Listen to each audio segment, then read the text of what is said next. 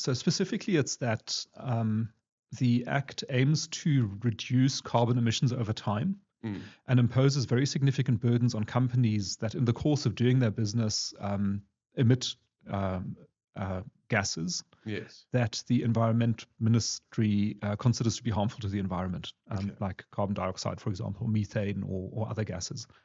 And what the Act and the regulations do is that they require companies to report in great detail on their emissions and also to prepare plans describing how they will mitigate the effect of those emissions or reduce the emissions. Okay. So it's another bureaucratic kind of Yes, nightmare. exactly. And there are sort of various provisions in there that are really extremely onerous and very strict, in the sense that not only do companies have to set up these plans and describe how much they're emitting and describe what they're doing about it, Mm. they also need to get that independently verified. So you need to get an agency that is capacitated and authorized and able to do this, to come into your company and confirm that the work that you've been doing around all these regulations is accurate.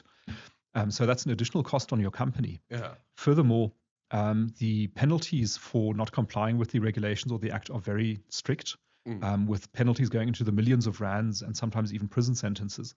So imagine if you're, running, I don't know, a metals manufacturing company or Yeah.